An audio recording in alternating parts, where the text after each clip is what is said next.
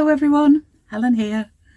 Welcome into the Campervan. I'm going to take you today on the second part of my husband Phil and I's summer trip in the Campervan to the Western Highlands of Scotland in July and 2025, just in case you're watching this in the future.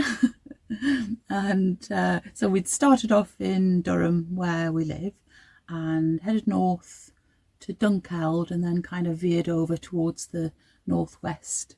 And when I left you last time, we were in Loch Carron and just starting to head for the Applecross Peninsula, which is where I'm going to take you today. So sit back and relax and let's go off in the camper van. So we'd done a bit of shopping in the shop in Loch Carron, and then we drove through the rest of the village, which is strung along the shore of the loch for about 2.5 miles. The road here came about after a parliamentary commission for transport routes in the Highlands was established in 1802, and engineer, you won't be surprised who, Thomas Telford, oversaw the building of more than 1,200 miles of roads, and they became known as the parliamentary roads. The road through Loch Carron was the first to be completed in 1813. We were heading for the main village on the Applecross Peninsula on the west coast, making use of the mountain pass known as the Bealach. It wasn't long before we arrived at a sign warning drivers about the mountain road ahead. Learner drivers are not advised to travel along the road, nor anyone towing a caravan or driving a large motorhome. But it was okay for a small camper van like ours, and we were fortunate that the weather was as good as it possibly could be.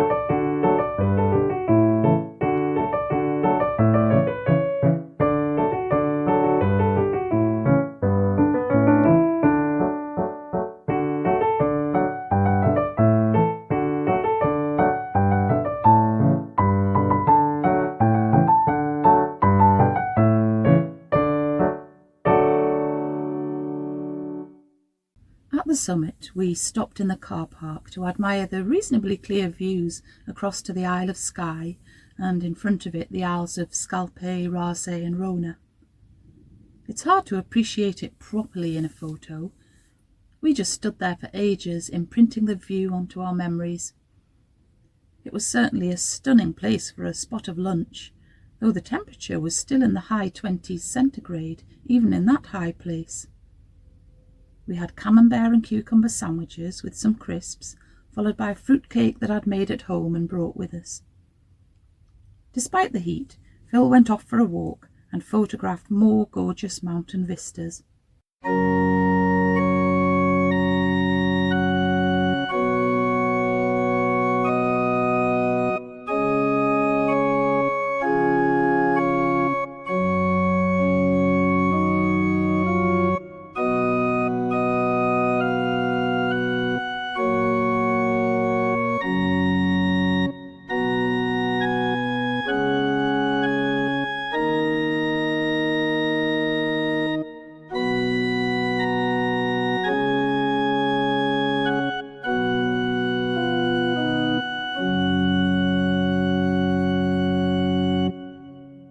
Meanwhile, I'd stayed in the van and first of all videoed myself showing the crafts that I'd taken away on holiday to include in a podcast when I got home, and then I just sat with some slow stitching and felt grateful to be able to do it in this delightful location. Soon though, it was time to descend 2,000 feet down to Applecross Bay.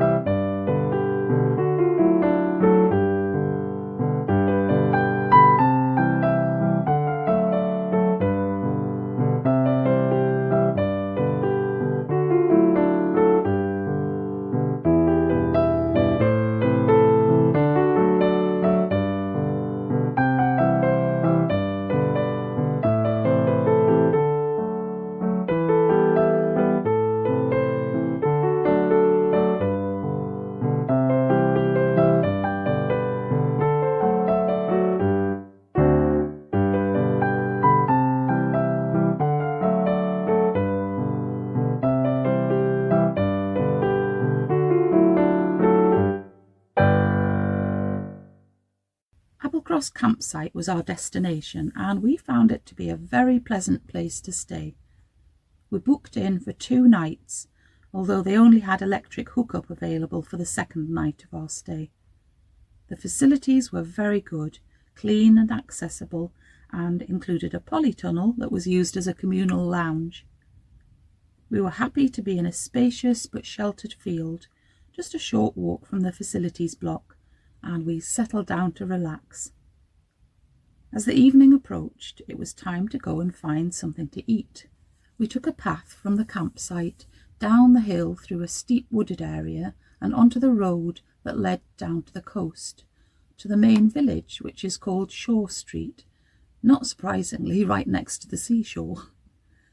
Locals are keen to point out that the village is not called Applecross. It's the peninsula that bears this name, although the maps do show the village as being called Applecross, so perhaps that needs to be changed. We passed by this little filling station, which is run by the local community, and considering this is one of the remotest villages in Scotland, a filling station is definitely an extremely useful facility.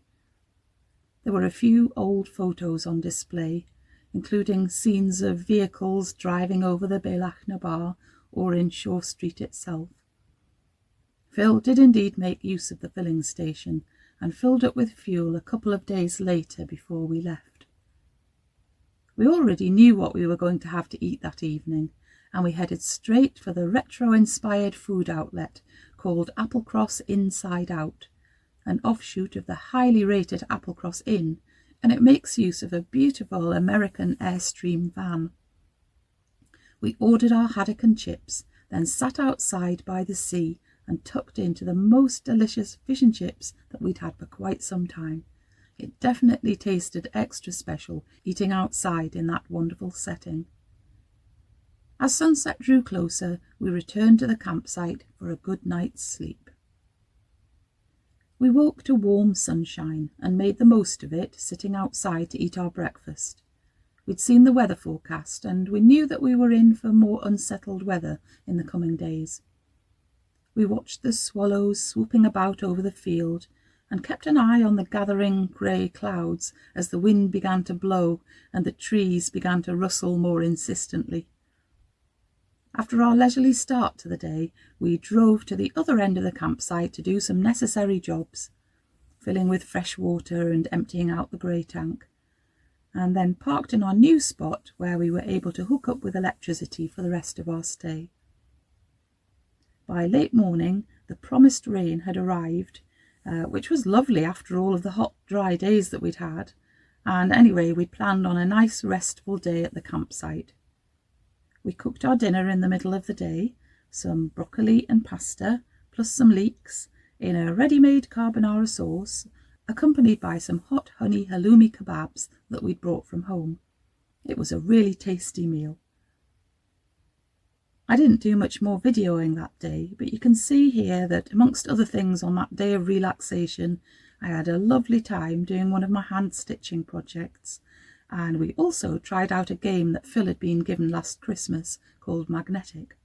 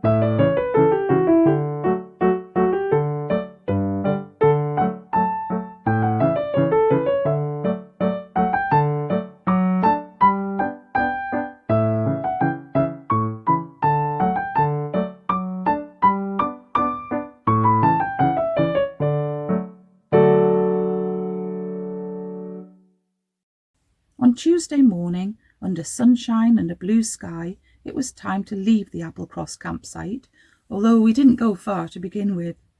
We headed for Shaw Street again, this time to a little shed called the Big Grill Society, another offshoot of the Applecross Inn. It was here that we bought breakfast, the most delicious and well-filled bacon butties. The location couldn't have been better on that lovely morning. The knitted geese took a keen interest in our breakfast, and of course I had to give them a share of the meal. None of us were in any rush to leave, but eventually we decided to go and find the village shop. We drove through Shaw Street, and I loved seeing the shadows of the croft cottages on the road as we passed through. Back in the 1850s, the scattered settlements here once had over 3,000 inhabitants, but now there are no more than about 300 permanent residents.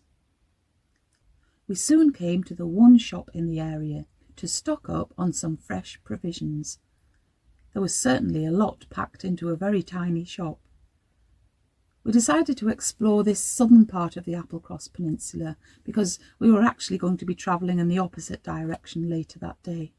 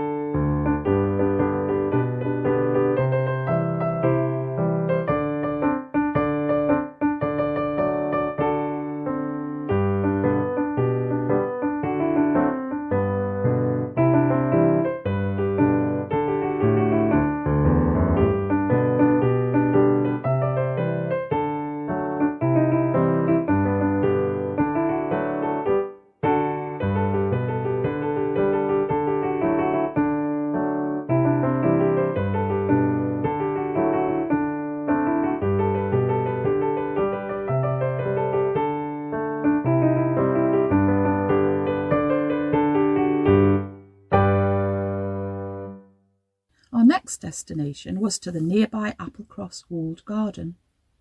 To reach the garden, you passed through what was once part of the estate of the rather picturesque white-painted Applecross house, built in 1675 by members of the local clan, the Mackenzies. A century or so later, the house was renovated and reworked, and from the 1900s it became a hunting lodge that was owned by the Wills family, who made their money from tobacco. We paused for a little while to watch the deer grazing in the shade of the trees, which always gives me the feeling of being on an old estate.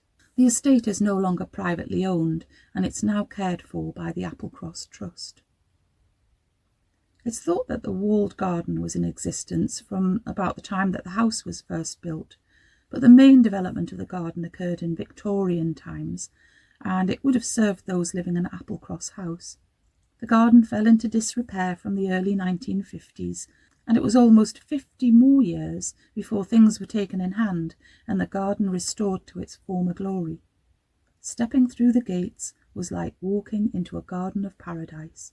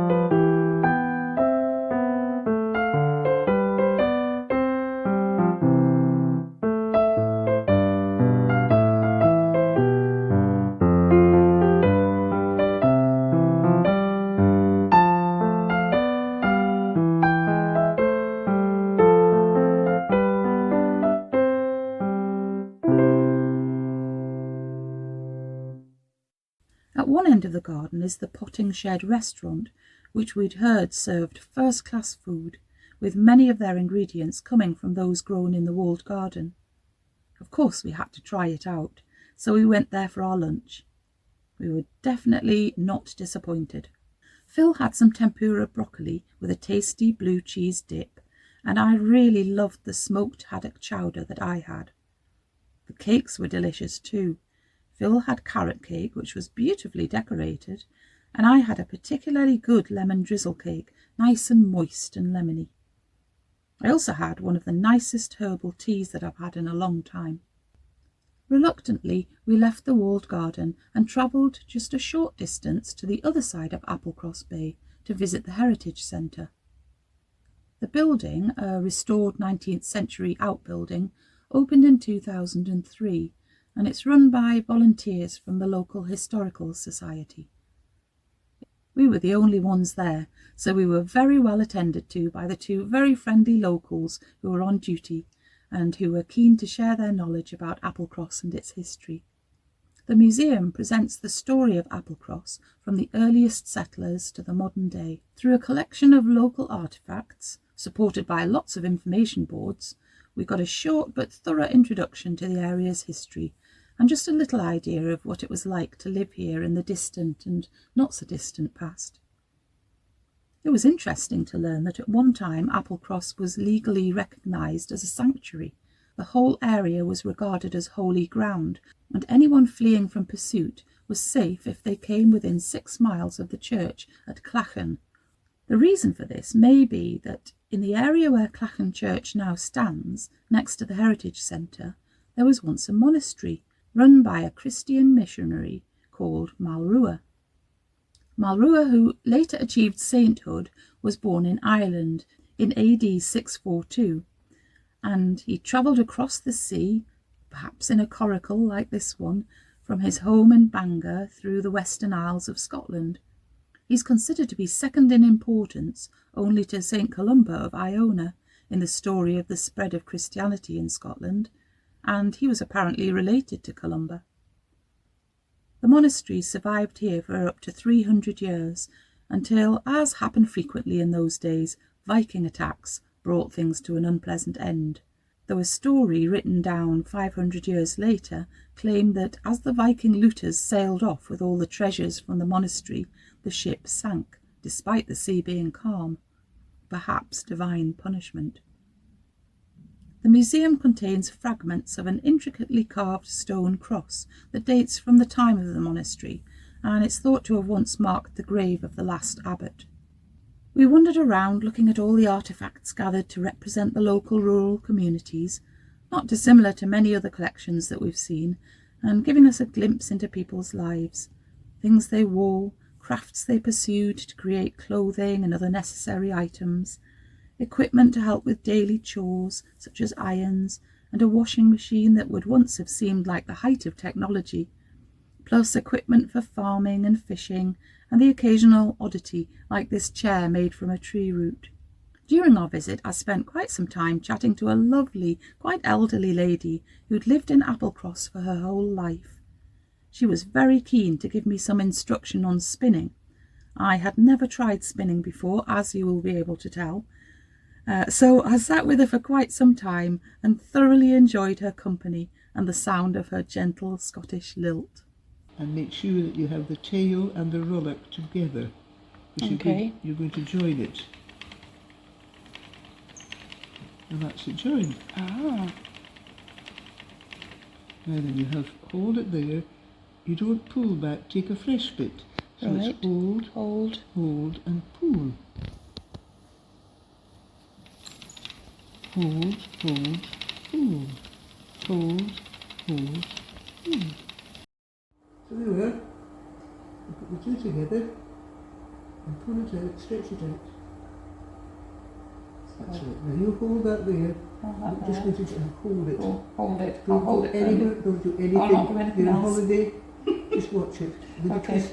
Twist the two together. Hold it very tightly. Hold it very tightly. Right. Alright, so that's joined it. Now, wait a minute, now hold that there. Open this hand. Take a fresh bit. Hold it there. Over there. And you're going to stretch into the wheel. Right. Oh, okay. Now hold, Hold. open, Open. watch. Don't be twisted. There now.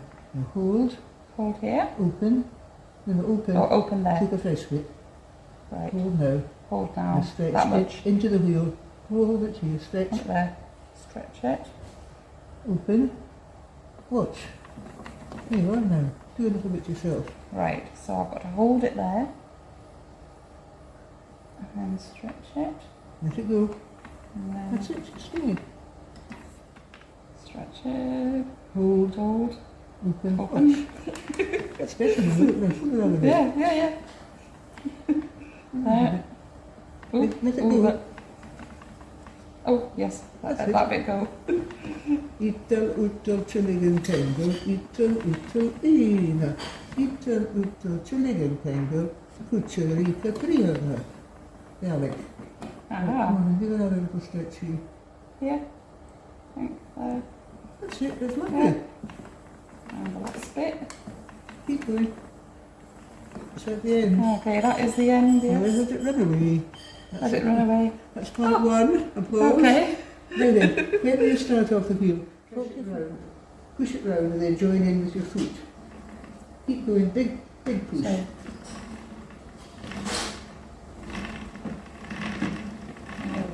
More applause. So you practice doing that so you can do it without thinking. yes, And then you can yes. carry on spinning. Marvellous, thank you. Well, you are more than welcome, dear me. I was shown this many years ago and it was wonderful. Yes. Now there's the single There's the strand. bit. Yeah. And when you reverse it, the one twist goes against the other. Yeah. And They it goes straight. should wind itself together. Oh, This is why excellent. you do the two bobbins going clockwise Right. and then you put them together. And put them Anti- together. Clockwise. There's one twist against the other here. Hmm. Now then, would you like to break it but don't hurt yourself? Oh, Serious. yeah, it's Yes, you know what I really mean, yes. strong. This is why I don't have any. If Oh, children, there we go. If children are here with their parents, I work with the parents. I don't let Yes. children. No. Now then, what do you have growing in the garden that needs tied up? Oh, There we are. Oh, And it's thank you. biodegradable. Thank you. Yeah, of course, yes. Lovely. Oh, thank you very much. Thank you very much for coming. There. You can put it in the jar. Oh, lovely little flower. Pull out the petals because they'll be quite fluffy. Oh, okay, yeah, so tease them out a bit. Yes. Yes. Oh, thank you. This has been I lovely. shall treasure those. Well, it's been a lovely experience. Thank you very much. We were at the Heritage Centre until closing time, but before leaving the area, took a look at Clachan Church, built in 1817 to replace a previous church on the same spot, and before that, the site of St Malrua's monastery. St Malrua is buried in the graveyard here, although we didn't manage to spot where it was. Inside, it's a typical plain Scottish church, although beautiful in its simplicity. Certainly no distractions for those who chose and continue to choose to worship here. Then off we went to look for somewhere to stop for the night. We paused at the local war memorial and, as we often do, looked down the list of names and gave them our respectful thoughts and thanks for the sacrifice that they'd made. The memorial was in a beautiful location where we got wide views of Applecross Bay. We could see the row of white cottages in the little village of Shaw Street on the other side of the bay where we'd had breakfast, and the wooded hill above where we'd stayed on the campsite for the last 2 nights. We then got on our way again and drove along another beautiful section of coastline.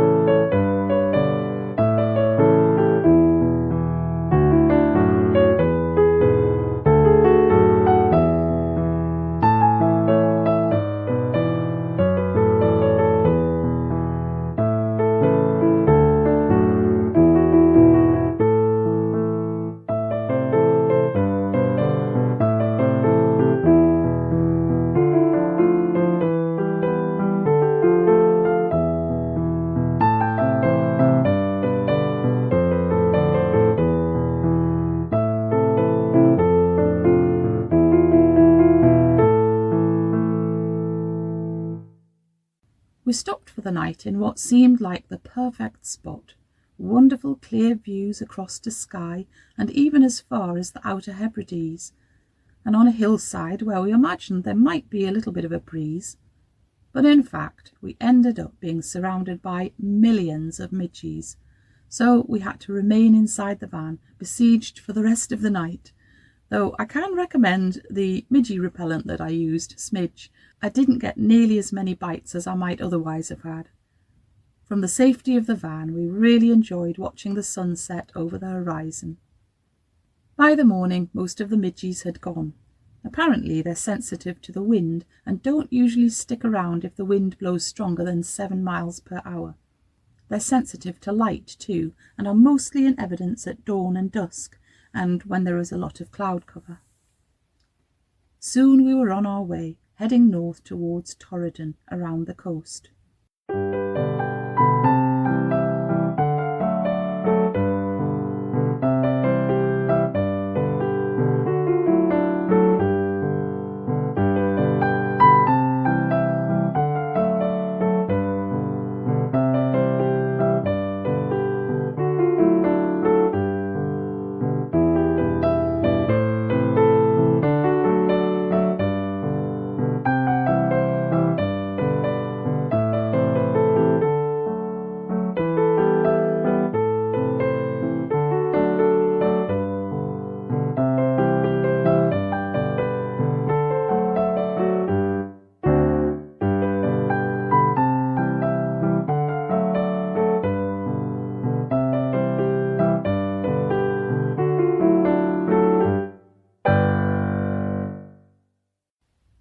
Our first stop of the day was in a little village called Shieldaig, but you'll have to join me next time in part 3 to find out more about that and all of the other things that we did.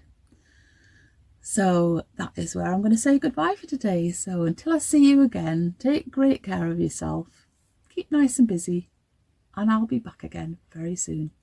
Okay then, bye.